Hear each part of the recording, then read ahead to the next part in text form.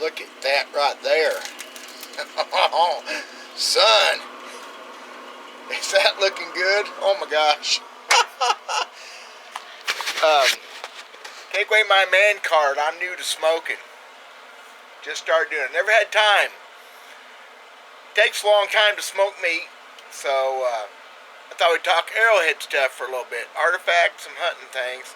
How to, mostly. Where, what, and all those kind of things. So stay tuned. Be right back.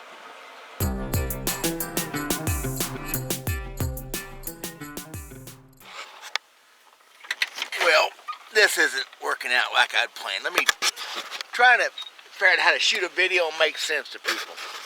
I'm going to do this real quick. That tree line down there in the distance, several hundred yards away is a creek. There's a ridge that goes up on top, and yes, that's kind of a mound up there. I've dug it. I found some stuff. That ridge is a quarter-mile long, and there's stuff all the way up and down it. I need to hunt it. This is a man-made deal here, like almost a weir to keep the water out of the creek. Then you got your bottoms where everybody hunts. If I had my druthers, I will take that up there, over down here. The creek can get into here. I've never seen it this far up, but it can.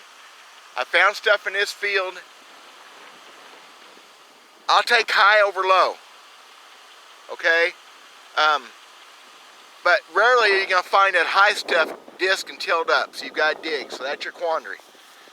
So obviously it's easier to hunt the creeks and hunt these tilled fields. There you go.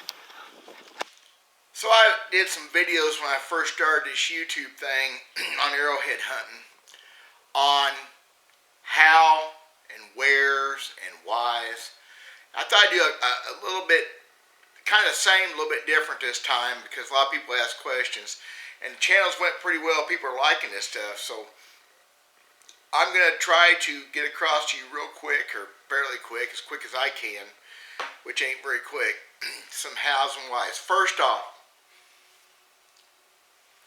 ancient man is what we're dealing with here. We're not dealing with Indians. We're not dealing with Native Americans as much as the ancient man before Indians from several thousand years back, where Indians, modern tribes, were more the last 1,000 years or so, at least the way I look at it. If I'm wrong, I'm wrong, but these guys that we're talking about were different than that. Most of the points I find here in central Missouri are 3,000 to 7,000 years old. 5,000 seems to be the magic point. I can find a lot of stuff. It looks like it could be older than that, some of that lancelet type stuff, but I can show you that point right there and say, yeah, that point right there is, between 4,000 and 6,000 years old, and it goes on and on. At Etley, 4,000 years old, whatever. And what I've got buckets sitting here full of stuff that I found the last couple, 3 years. I got another one over there. Look at that pretty little thing. Isn't that pretty? Look at that. Perfect. I found that somewhere last year, I think.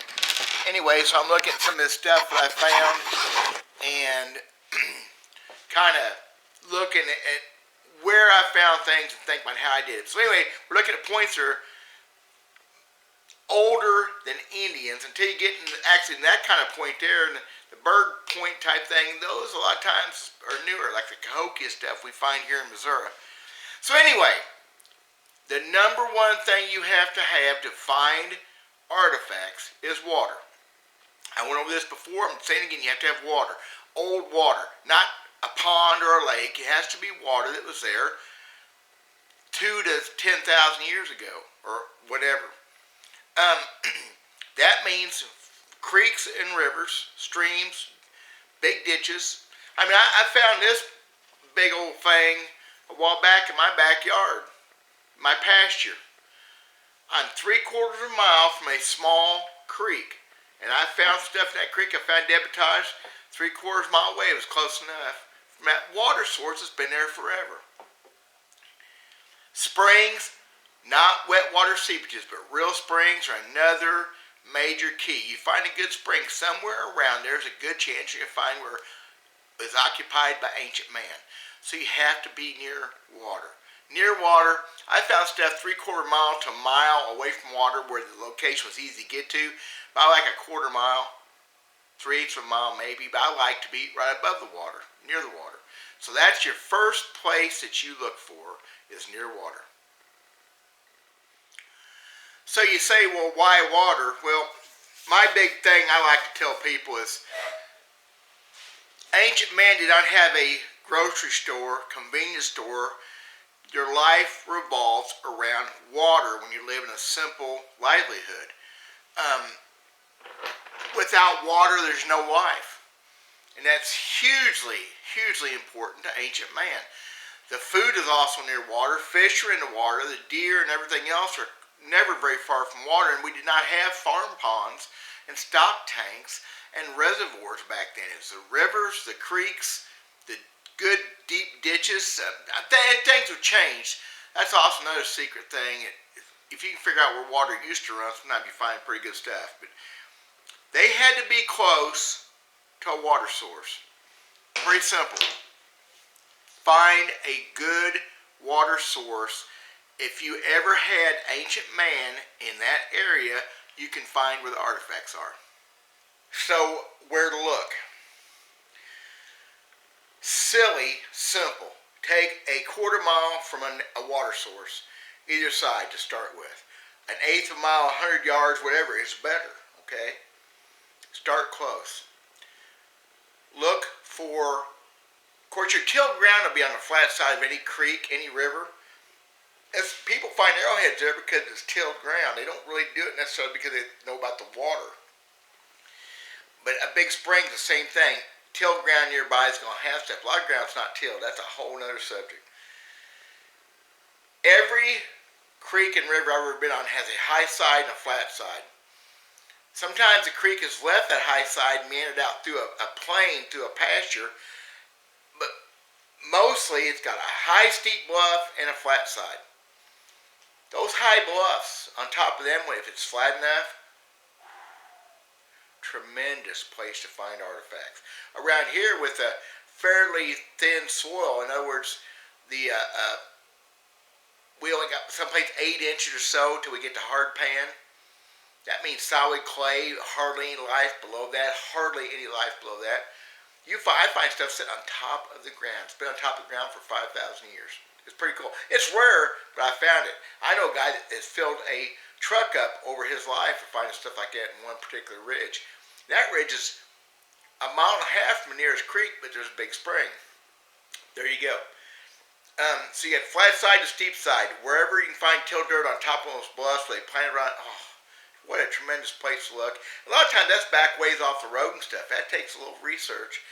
But where the bottom fields, the roads follow the bottoms on the flat side so much that people see those fields, that's where they get hunted. Pretty simple. Water. It's just not hard.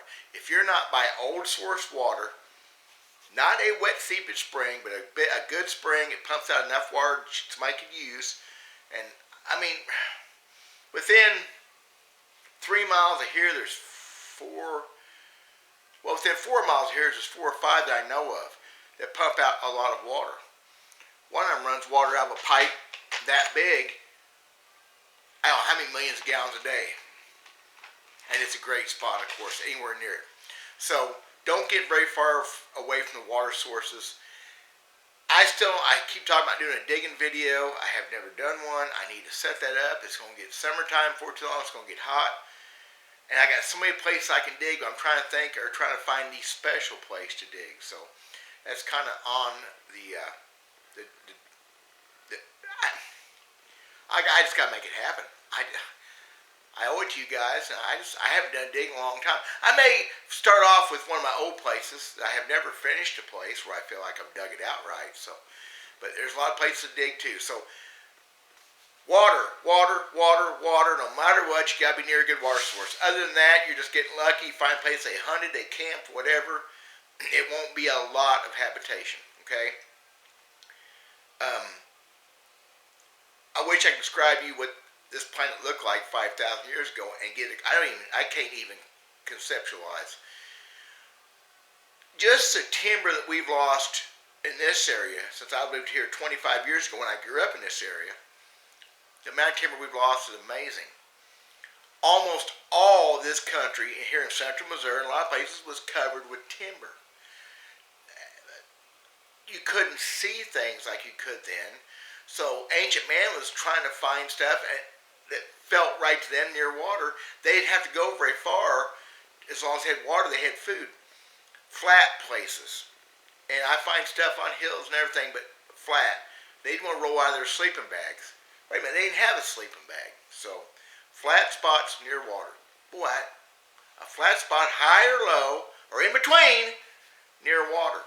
Look for those mounds. Those mounds, look at it. If you could get a good topographic map, I know I don't have the stuff, I don't have the wherewithal to look at stuff up. If you find a topo map with good close contours, you can find those mounds, or at least humps. It didn't have to, it could be natural hump. They call them prairie blisters around here sometimes. It's a natural spot to come up and flat. Well, yeah, they camped on top of them. They had good look. They had good look around. They felt safer on top of them, whatever. So you learn how to read a topographic map and learn how to look those things up. You're going to be able to see some things that you may not even see just driving around looking. It may show you some secret stuff that way. Oh, did I mention you got to be near water? I reckon. Another point I need to bring up real quick, a little bit more of a micro. We talk macro. We talk broad spectrum, broad scheme of things. High, low, flat, near water. Whenever you find dirt that has been turned over, changed, whatever, near those places you need to look. Not just in a plowed field or on top of a bluff. You find where a skid steer's been in the woods dragging out timber, next to a creek, next to a river, you look. You find where houses are being built. What have I got a video I can do about that? Near a river where they're digging out foundations, putting footings in. You try to look. Whenever a bulldozer moves some trees out of the way for a crop, guy making his field bigger, you look. A road grader going down a road, cutting out a new ditch along the side of the road just above the creek, you look.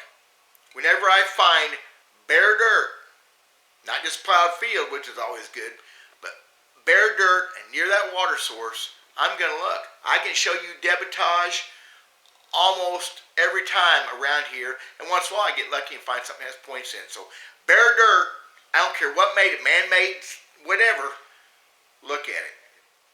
Guys, that's all I got. I try to keep it short and simple. Water, over and over, water, water, water. They could do without water. A guy can live without water for what? A week, 5 days, without food for a month, whatever. I mean, you got to have water. Got to have water. And water, not just drinking and cooking. Water was also where the animals lived. Water was where the fish were. I guarantee you in this area, nobody has ever understood how much fish these people ate. That's why you find so many of these points in the creeks, and I won't have one here now. I'm going to look. I won't have all these jars of stuff. I won't have one. Yeah. That landslip point coming out of the creek on video here, one of my videos I did this fall, that was most likely not a knife. It was most likely on a spear or something trying to get fish. That's why they're in the creeks. You find so many broken ones in the creeks. They were jabbing bass, carp, gar, buffalo, suckers, whatever kind of fish. Yeah, I'll guarantee it. They had to have food. They figured out things to do. So there you are. I'm Dale Verge. Thanks for watching this. I'm trying to do some things. Nasty day again. Smoking some meat. That takes a long time, so I thought I'd do a video on how to find, where to find, what to look for. Thank y'all. God bless.